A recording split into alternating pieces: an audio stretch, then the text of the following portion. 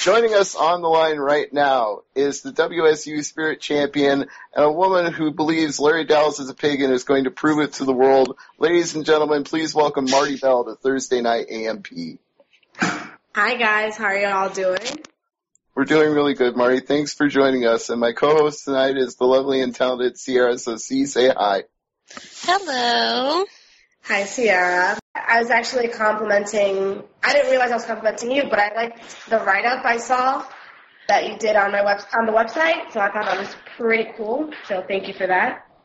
Oh, no problem. I didn't know that you had seen it until Stevie told me he had sent you the link, and I was like, huh? You were like, when I first started the AngryMarks stuff on the site, you were like one of the first ones I did. Oh, thank you.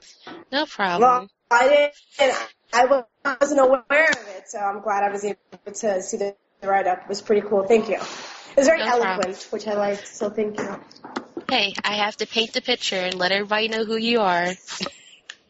Well, speaking of painting the picture, Marti, we want to get into your background, but I want to say best wishes to you because I know you've been dealing with that all week, and tell us what it's been like.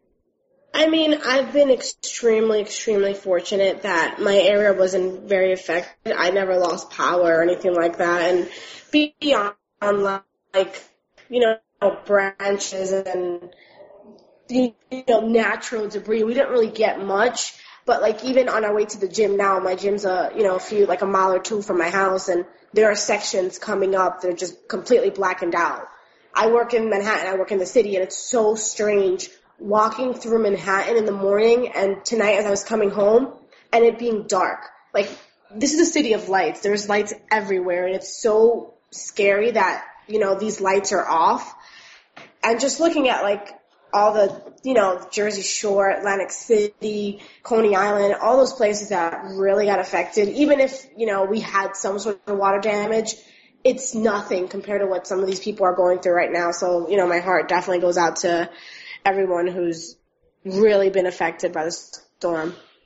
Yeah, I think we feel the same way on this show, and everybody in the chat room would agree that our hearts go out to the entire eastern seaboard, and they're saying it's going to take weeks to clean it up, and I have to agree with you that it would be eerie to walk around New York because I've been there, and they call it the city that never sleeps for a reason, so to see that city slumbering, it would just, you'd feel like you were walking around in a horror movie. It's like, wait a minute.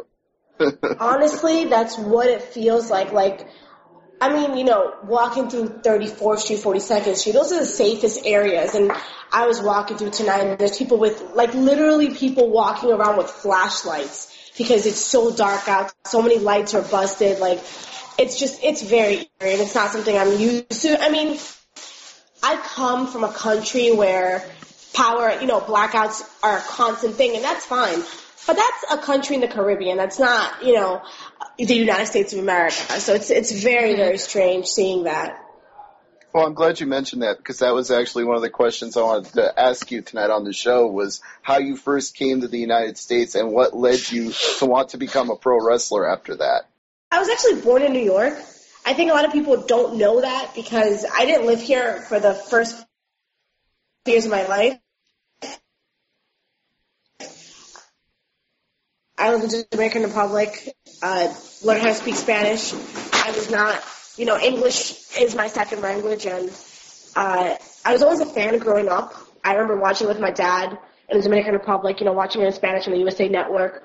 And then I moved back here to New York to live with my grandmother, and at that point, wrestling was really the only thing I could watch in English that I understood because it's, people, they're telling the stories with their bodies. The story isn't as much as, what this person's yelling or this person's yelling. You knew who to boo, you knew who to cheer. It had nothing to do with what they were saying, but it was how they were saying it, what they were doing in the ring, etc. And then I got into high school. I started, I fell out of love with wrestling and just played sports. I was very heavy on sports. I was a huge tomboy. Played varsity volleyball, varsity softball. And then I went to school for acting, did some modeling, and literally like stumbled upon wrestling again. And it was kind of like, all right, I'm going to answer this casting call. It was a casting call for valets, and I was like, all right, this sounds interesting. And then it kind of, I feel like the bug was always there. It just hadn't risen. And when it bit me. It bit me so hard, and I managed, I valeted. I did that for a year before I started even training, and that was 3 years ago. So I'm going on 4 years, in wrestling, and 3 years actually wrestling. So it's pretty exciting. Yeah, I think we can see that the tomboy in you comes out when you have wrestling matches, because I was talking to Sierra about this before the show, and I can't think of any other woman in professional wrestling right now who does a pedigree for a finishing move. So you really do bring the tomboy out in the ring. You know what's really funny, especially about my finisher, that I don't try to do a pedigree. I try not to fall to my knees. I try to fall to my butt, but I think it's just habit. It's just been embedded in my mind, and I've tried to not make it a pedigree because I've gotten Triple H chants, and clearly I am not Triple H. I don't wrestle like Triple H. I don't look like Triple H. I mean, I don't know if I look like him or not, but honey, I can't stop myself. I don't know, man. But it's really, honestly, it's a split-second decision if I'm going to fall on my butt or fall on my knees. So, yay. You definitely don't look like Triple H. You don't have to worry about that. So good, thank you. Yeah. In fact, that's one of the things that I think you partly base your Larry Dallas being a pig thing on, the fact that he notices that you don't look like Triple H, and that's all he notices is your looks. You know, it's funny. Larry is the kind of guy that I've dealt with, so many times in my life. He's just a pig.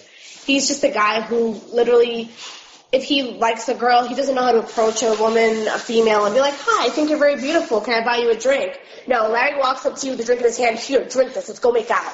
And it's like, no. And I think Larry's used to girls just kind of being like, oh, you have a lot of money? Cool. Whatever you want me to do, I'll do. And it's like, sorry, sweetheart. Like, that train stops right here. This is not how it works. And he completely disrespected me out of all 17, and that's just something that, I've worked so hard for these past 3.5, 4 years to not be just another chick. For this guy all of a sudden to come and think that, like, because he's Larry Dallas, whatever that's supposed to mean, that's supposed to impress me. Sorry. Him and his little Magic Mike rejects just don't do it for me. No, I don't think that you should be impressed by him. I'm not impressed by his performance either. You said it yourself. You've worked hard for the last 3 to 4 years. You put in your time in the ring. You're the spirit champion. You deserve respect. You should be treated with respect by Larry Dallas or anybody else. And if he doesn't treat you with respect, he's going to get what he deserves sooner than later, maybe even this weekend.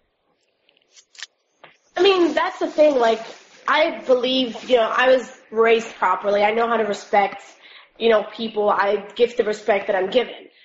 But at the same time, don't abuse that. Like, if I come to you and, I'm trying to be respectful, I'm trying to be polite, Evolve 17 was my first show with Evolve. So, of course, I'm extremely humble. I'm extremely, polite to everybody. And Larry just had this, like, demeanor to him. And I've met Larry before, and it's always the same situation where he's kind of like, hey, Mommy, what's up? And I'm like, hi, my name is Marty. My name is not Mommy. Thank you. And I think it just kind of came to a boiling point. I'm kind of just done. I'm over it. I've seen how he treats the women that I've seen.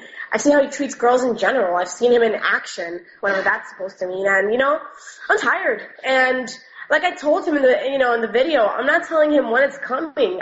I just want to be on his toes because it's coming. Sooner or later, he's going to get it. He's not going to know when or where, but he's going to get it. So I think he will be on his toes. Or if he's not... Probably sooner rather than later. Oh, for sure.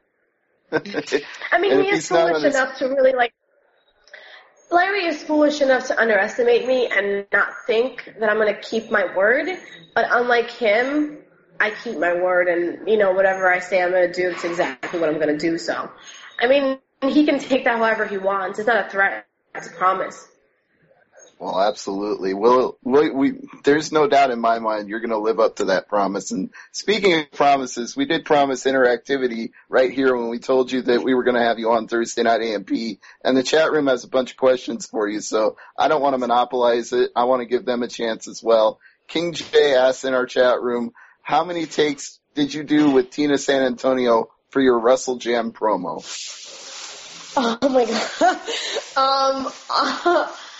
I don't know. It was like, I don't know what was up with us that day. I feel like if you go on my YouTube, you'll find a couple of, I uploaded a while ago a couple of those outtakes. This was so long ago, and this was like after training. Like if you look, both of us are like super sweaty, like our hair's pulled back, we're like all gross, and it was like one thing after the other. And then we got the giggles, and I honestly have no idea how many things I've done. I'm a one take kind of person. I like getting in and out and done. But honestly, it took so many takes. I don't even know. It was just too fun after a while to not keep messing up.